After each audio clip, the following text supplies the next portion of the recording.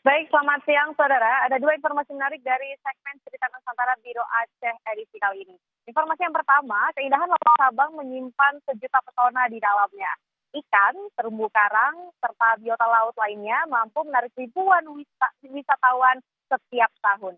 Namun ada sisi lain di balik keindahan Pulau Sabang yang dilupakan banyak orang, yaitu menjaga dan merawat kembali surga di ujung barat Indonesia. Di Desa Wisata Iboy, Kecamatan Sukamakmur, Sabang, merupakan salah satu lokasi wisata yang menjadi tujuan pengunjung selain ke kilometer 0 Indonesia. Potensi terumbu karang menjadi incaran wisatawan untuk diving dan snorkeling. Pelaku wisata pun mampu menopang hidup melalui sektor pariwisata. Seperti Nadia Tirta, tak hanya meraup rupiah dari sektor wisata, Nadia rela mengeluarkan uang pribadi untuk menjaga terumbu karang di kawasan tersebut yang terancam punah.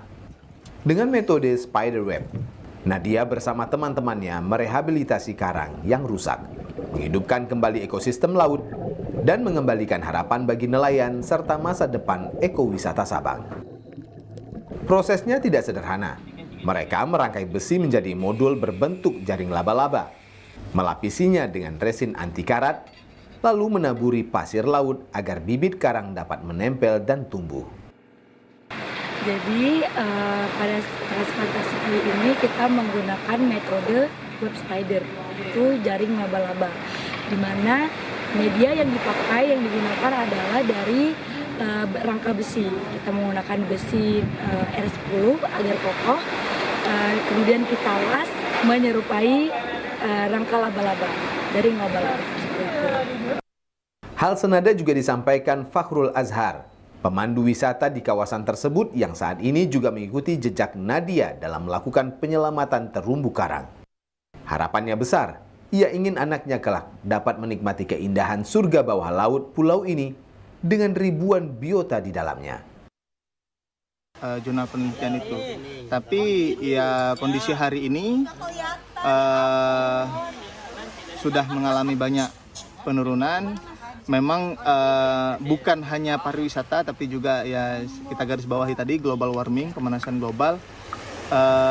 Tapi karena memang yang bergerak di sini industri pariwisata dan juga nelayan, yang lebih banyak merusak itu terus terang mungkin dari sisi pariwisata. Artinya bukan berarti pariwisata itu buruk, tapi gimana caranya kita sinergikan aktivitas pariwisata dan upaya menjaga, atau yang biasanya disebut ekowisata, supaya pariwisata di sini tetap sustain, tetap ada, dan juga memberikan manfaat ekonomi pada masyarakat sekitar. Data penelitian dari Universitas Syah Kuala dan Balai Konservasi Sumber Daya Alam Aceh menunjukkan tutupan karang hidup di beberapa titik perairan Sabang masih berkisar antara 40 hingga 60%, tergolong sedang hingga baik.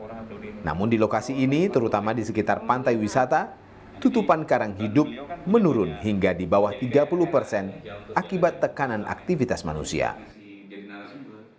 Faktor manusia ini kita harus lebih kurangi lah kerusakan yang disebabkan oleh manusia. Tapi kalau yang alam tadi juga ada, yang paling masif kerusakan dari alam itu yang tadi perubahan iklim, pemanasan global. Jadi kalau itu kayaknya agak susah kita cegah secara lokal ya. Cegahnya harus secara global. Jadi misalkan penyebab pemanasan global itu kan polusi ya misalnya kan, terus juga efek rumah kaca gitu kan. Nah itu kan nggak bisa cuma orang Banda Aceh ya atau orang Sabang aja, itu kan harus seluruh dunia. Nah, jadi kalau itu kita bisa mengurangi itu, karang ini bisa bertahan, bisa hidup lebih lama lah. Wisata bahari menjadi salah satu sektor pariwisata yang paling dikenal di Pulau Sabang. Kekayaan alam hingga bawah lautnya mampu membawa nama kilometer 0 Indonesia ke pelosok negeri hingga mancanegara. Sosok seperti Nadia dan teman-temannya menjadi objek penting bagi masa depan surga di ujung barat Indonesia. Syahril, Kompas TV, Banda Aceh.